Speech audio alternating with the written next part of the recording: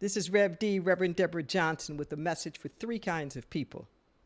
First, I want to talk to people who really believe that mass deportation is a legitimate and a good way to handle immigration problems in the United States. Second, I want to talk to people who know that's not a good idea and who realize that they need to take proactive measures against it. And three, to people who believe that the idea of mass deportation doesn't have anything to do with them whatsoever.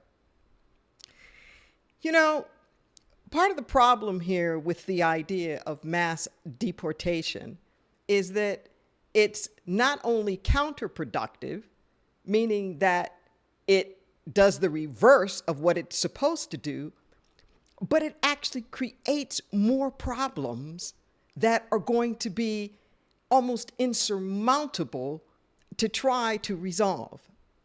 So let's just think this through for a moment. What's trying to be accomplished with this idea of mass deportation?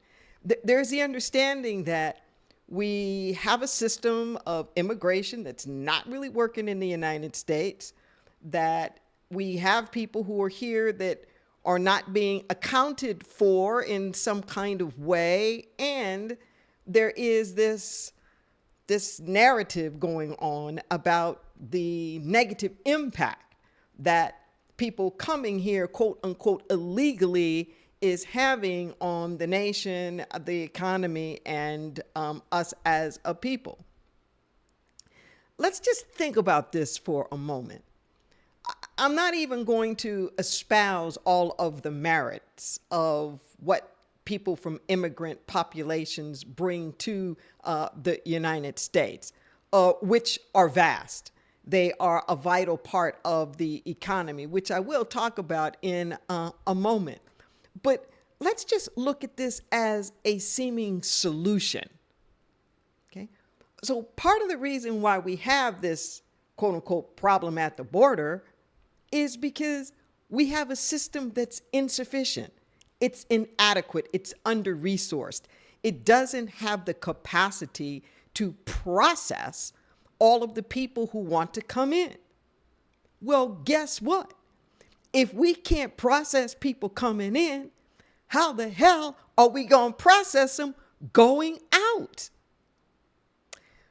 This idea of mass deportation, what we're really going to be talking about is mass incarceration, but it won't just be undocumented people who are caught up in this.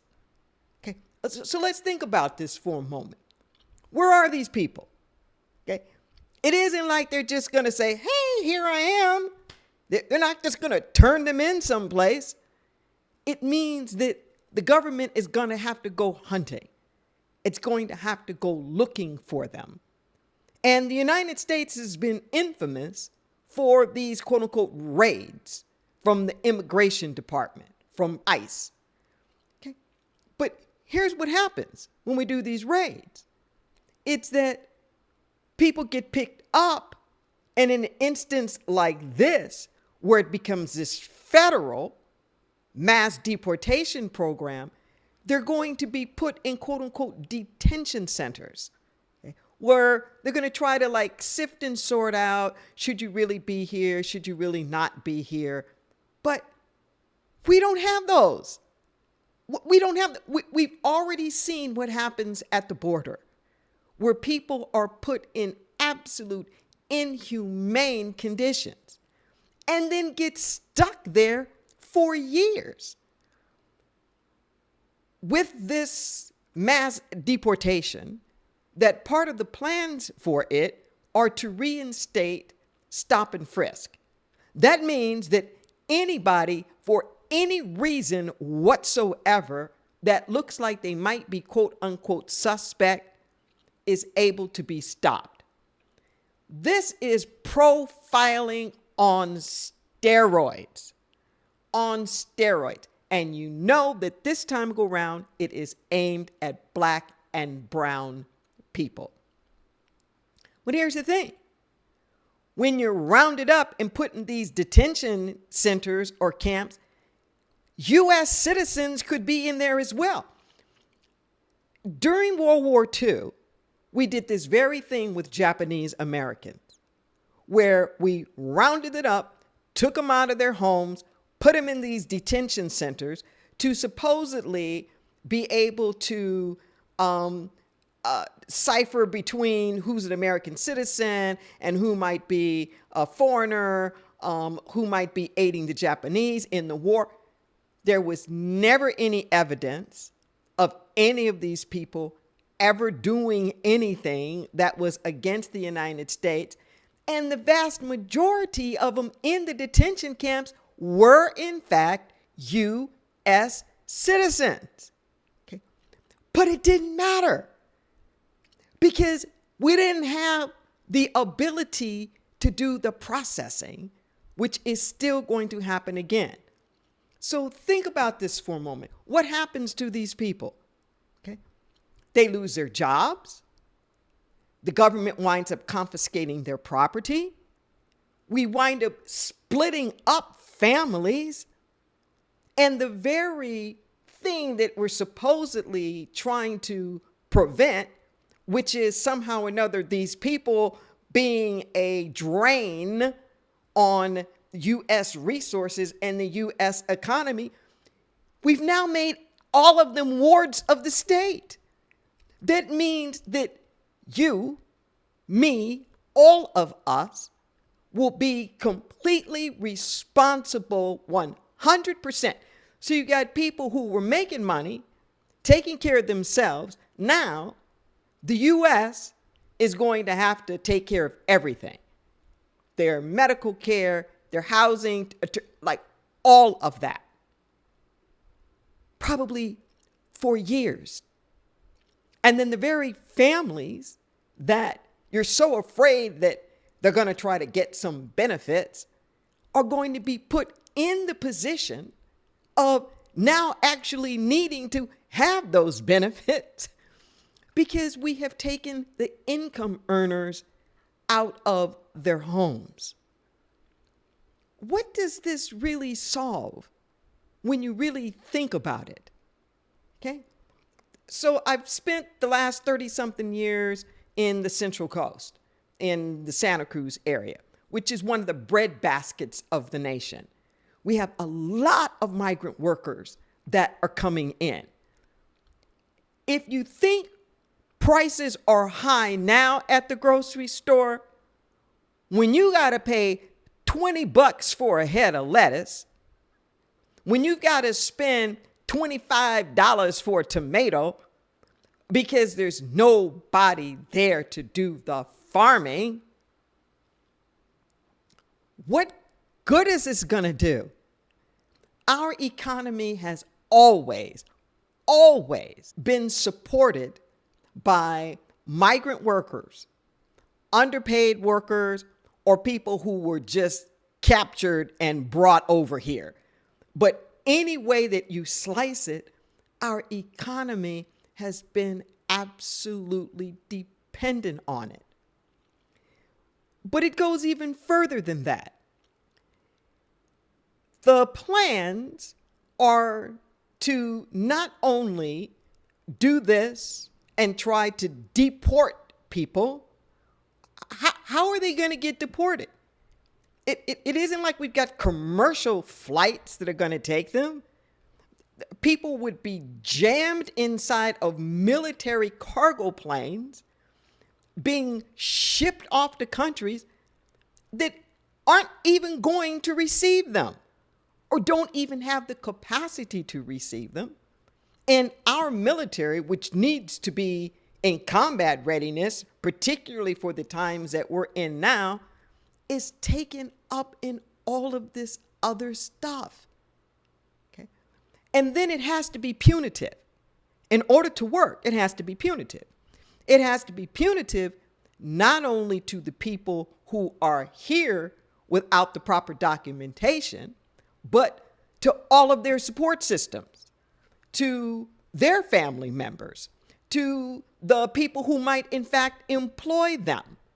Okay? So just think about this now, where the penalties for hiring somebody as a nanny, for having a gardener, for hiring somebody in some tech position or whatnot, the penalties for that are going to go off the roof. Not just in terms of dollars and cents, but also the threat of anybody who's quote unquote aiding and abetting will also wind up being subjected to this detention stuff. We already saw what happened here in the state of California. We're subject to a lot of fires. What did the Trump administration do? It wanted to withhold funding, federal funding for emergency purposes as punishment to the state of California for being a sanctuary state. A state that's saying it was not going to cooperate with these inhumane and these unjust ways of dealing with people who are coming over who are not documented. Okay. I'm not saying that there isn't an issue, but this is not the way to solve it. You already have a system that can't process, and to add millions of people into the system that can't be processed, where are they going to be? And what's going to happen to them? Who's going to pay for that? Part of this whole process is also to change the Constitution, which has natural citizenship, so that anybody born here would automatically become a U.S. citizen. Okay. Is this the kind of country that we want to live in? We've already seen what happens with mass incarceration. We've already seen what happens with separating people at the border. We've already seen what happens with the privatization of our prisons and incarcerated people being put out for essentially free or the equivalent of slave labor to companies that are for profit, making profit off of the incarcerated people on our dime. On our dime. This is some serious stuff. And people are living in absolute terror. And it doesn't matter.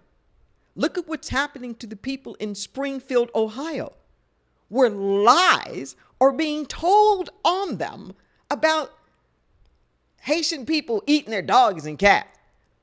It's not true. The governor says it's not true. The mayor says it's not true. Everybody says it's not true and is asking the Trump campaign to knock it off. But they're not knocking it off. And these Haitian people are actually there legally. And Trump is saying that that's one of the first places that they're going to go and sweep. And look what's happening to that town right now. Not just to the people who they think are here illegally, but to the whole town, having to close down schools, bomb threats, a whole disruption of the entire community. They're not just a one-off. They are a sample and an example of what comes down the pike with this. We don't need this. What is the crime? Okay. A crime has to include the motive. Why are people here? They're not here to overtake the government. They're here seeking asylum. They're here to feed their families. They're here to get away from war. They're here to get away from violence and impoverishment.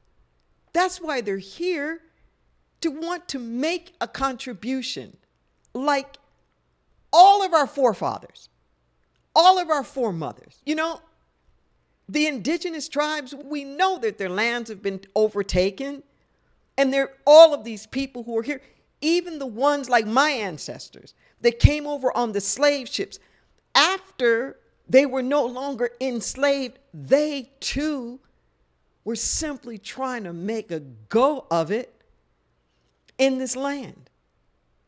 There's a sad irony here that when the white people were coming in across the Atlantic from Europe, they're met by Lady Liberty. Lady Liberty, the Statue of Liberty, says, bring me, you're tired, you're hungry, you're huddled masses longing to be free. The wretched refuge of your teem shores. Send them, the homeless, the tempest-tossed, to me. Because I hold the golden light at the doors. That's what they're met with. But the black, brown people coming in at the southern border, that's not what they're met with. We have a decision here, which is, what kind of a nation do we want to be? What kind of a nation do we want to be? Right? And let's not wait. Let's not wait to see what happens at the elections. I contend that it is time now to take action. So, as a pastor in the Santa Cruz area, I joined with the other clergy of faith and made sure that the local community knew that our churches were sanctuaries. That if ICE or anybody came rolling through here, come to us. Come to us. And we vowed, we said, we will lay down in front of the gates, if necessary, to make sure that people are not just carted away in some inhumane fashion. There comes a time when silence is betrayal, Martin Luther King told us, and we're at one of those times now. People are scared to death because they don't know where we stand. So I encourage you now, do more than just vote. Have the conversation. Let people know. Whoever, your soccer coach, your kid's soccer coach, the person in the restaurant, the grocery store owner, the ones that you're working with. You don't even have to single people out, but you can just make it really plain that I'm not down for this and not on my watch. What you will do to help people just feel human is worth it. Think on these things. Share it. As a nation, I think that we can do better than what we're proposing for people who want nothing more than to be a part of the American dream.